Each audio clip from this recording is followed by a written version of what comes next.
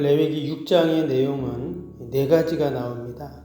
그래서 우리 앞에 부분에 보면 1절부터 7절까지 내용은 앞에 5장과 연결된 속건제에 대한 내용이 나오죠.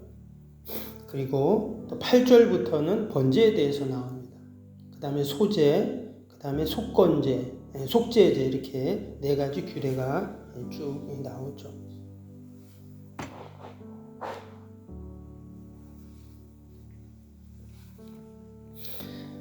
우리가 천천히 읽어보면 앞에 나왔던 그 내용과 좀 반복이 됩니다. 1장에서 5장까지 이미 그 제사에 대한 내용이 쭉 나왔었죠. 그런데 또 다시 그 내용들이 반복이 됩니다. 지난번에도 말씀드렸던 것처럼 이처럼 재차 말씀하시고 반복하는 이유가 무엇인가? 예배의 중요성 때문이었다 했습니다. 그래서 앞에 부분에는 회중들에게 하나님이 모세를 통해서 하시는 말씀, 또 이제 5장에서부터는 이번에는 제사장들에게 또 하시는 말씀이었습니다.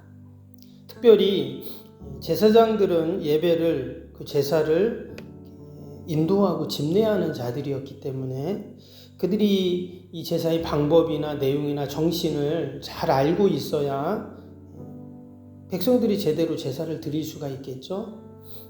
만약에 그 방법이나 또 그 형식이 제사를 드릴 때마다 달라진다. 그럼 이제 백성들이 얼마나 혼란스럽겠어요. 그래서 예배를 드릴 때 그 방법이나 내용들을 잘 기억할 수 있도록 또다시 그들에게 숙지할 수 있도록 얘기한다는 겁니다. 그런 의미에서 우리의 예배의 모습을 우리가 생각해 볼 수가 있죠. 우리의 예배도 보면 어떻습니까? 늘 똑같잖아요. 형식이나 또 그 내용들이 보면 사실 똑같습니다. 매주 목사님 말씀이 다른 것 같지만 여러분 성경을 갖고 설교를 하는데 다를 수가 없죠. 늘 같은 본문이고 또 다른 예화나 또 이렇게 또 다른 시각으로 해석은 할 수 있겠지만 사실 똑같은 말씀이거든요. 내가 만약에 10년 교회 다녔다 그럼 10년 똑같은 말씀 들은 거고 평생 다녔다 그럼 평생 똑같은 말씀 들은 겁니다. 그런데 똑같은 말씀인 것 같고 계속 반복하는 것 같지만 여러분 거기에 놀라운 하나님의 은혜가 있고 또 우리에게 주시는 복이 있는 줄로 믿습니다. 지금 이스라엘 백성들이 여러 가지 제사법이 나오지만 사실 똑같은 거거든요. 반복적으로 계속 내가 반복적으로 죄를 짓기 때문에 계속 죄를 지을 때마다 반복적으로 그 제사를 드리는 겁니다.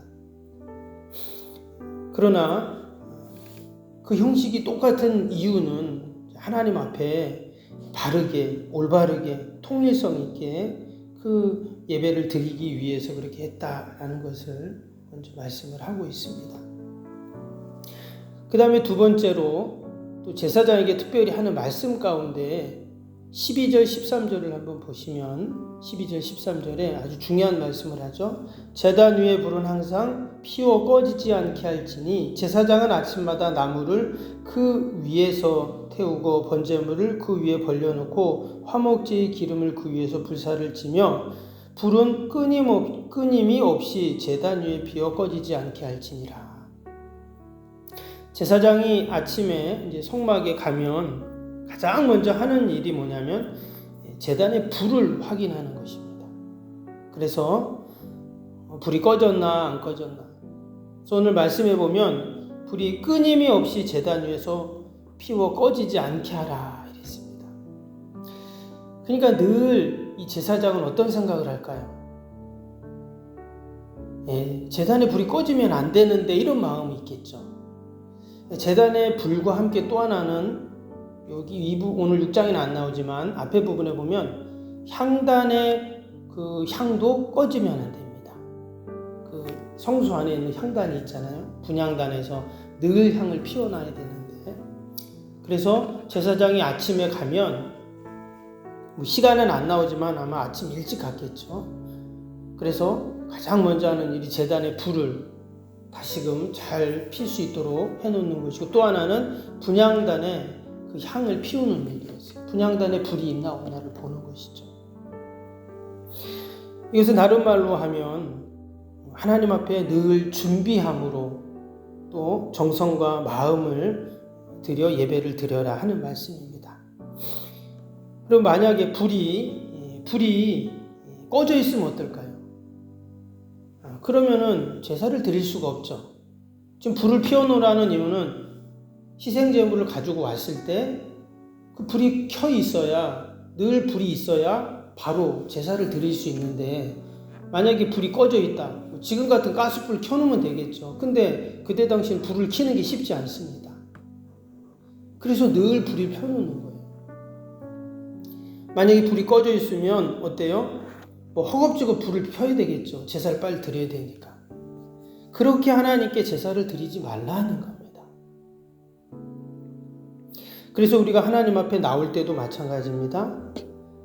늘 우리가 하나님 앞에 허겁지겁 예배 자리에 나와서는 안 됩니다. 늘 우리의 마음을 하나님 앞에 준비해서 우리가 예배 자리에 나와야 된다 하는 거죠.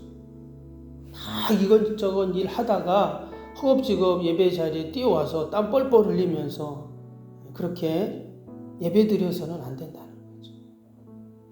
저는 이 말씀을 보면서 그 생각이 났어요. 옛날에 학교 다닐 때, 요즘도 아이들이 그런가 모르겠는데 저희 때는 이 아이들이 쉬는 시간, 점심시간이 어떠냐면 운동장 가서 막 놉니다. 농구도 하고 축구도 하고 막 그 10분 동안 놀다가 종 울리면 막 뛰어서 교실로 들어가요. 그럼 어떨까요? 막 땀이 뻘뻘 나겠죠. 그러면은 땀이 식으면서 또 졸립니다. 그러면 그 수업 시간 반은 졸다가 또 이제 또 공부하다가 또 쉬는 시간 되면 후다닥 막 또 뛰어나가서 막 운동장에서 뛰어놀다가 또 들어오면 땀 뻘뻘 흘려가지고 또 좀 멍하니 있다가 그 생각이 좀 났어요. 근데 우리의 예배의 모습도 마찬가지입니다. 내가 늘 하나님 앞에 이 예배의 자리에 나오기 전에 이미 내 마음은 예배 자리에 와 있어야죠. 하나님 앞에 와 있어야 합니다. 그럴 때 바른 예배, 온전한 예배를 드릴 수가 있어요. 저도 그런 생각을 늘 합니다. 여러분, 목사는요, 저는 그렇게 생각합니다. 절대 바빠서는 안 되거든요. 목사님이 바쁘면 예배 준비를 잘 못하게 되어 있어요. 그래서 목사님을 바쁘게 하면 안 됩니다. 좀 이게 이상한 얘기일 수도 있겠지만, 그래서 늘 예배를 생각하고 예배를 준비할 수 있도록 해야 성도들이 바르게 또 온전하게, 목회자 자신도 마찬가지지만 예배를 드릴 수 있거든요.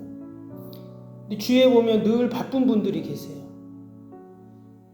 근데 바쁘면 저도 보니까 예배를 온전히 준비 못하고 강단에 서게 됩니다.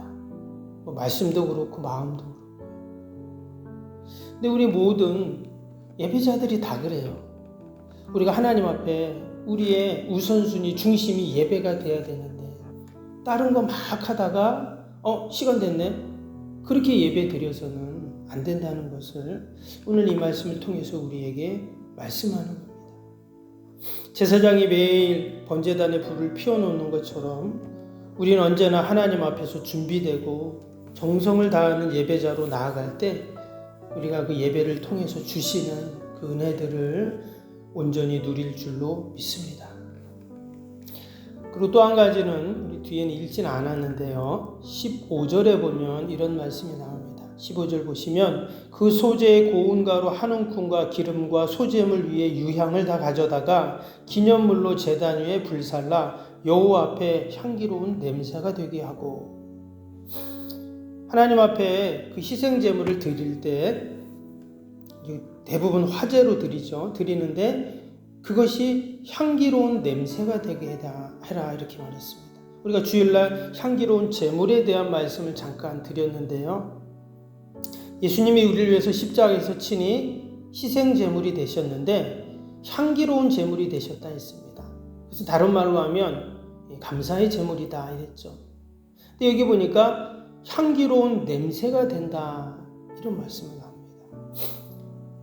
여러분, 고기를 태우거나 곡식을 태우면 뭐 살짝 익히면 상관이 없지만 그것을 완전히 태우게 되면 태우는 냄새가 고약하거든요. 그런데 그것이 어떻게 향기로운 냄새가 되냐면 거기 보니까 한 움큼의 기름과 소재물의 유향을 가져다 넣었습니다. 이 기름은 최고급 기름이고 유향도 최고의 유향입니다. 이것을 그 희생 제물 위에 이렇게 같이 섞어서 태우기 때문에 향기로운 냄새가 된다, 이렇게 말씀을 하는 것이죠. 이것도 동일합니다. 우리가 하나님 앞에 예배를 드리고 또 하나님 앞에 우리가 나아갈 때 그 희생 제물 위에 최고의 기름과 유향을 함께 넣어서 하나님께 올려드렸던 것처럼 여기서 말하는 기름과 유향이 무엇일까요? 바로 우리의 믿음과 또 우리의 정성을 다 예배에 넣어서 하나님께 올려드려야 그것이 바로 향기로운 냄새로 하나님께 드려진다 하는 것이죠.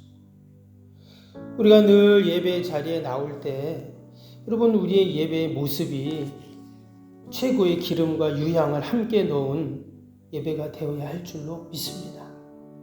그래서 지금 그 제사를 드릴 때 어떻습니까? 향기로운 냄새가 그 근처에 쫙 나겠죠. 그럼 이처럼 이 구약에 나오는 제사는 입체적입니다. 우리의 눈은 희생제물이 타는 걸 보죠. 코는 향기로운 냄새를 맡습니다.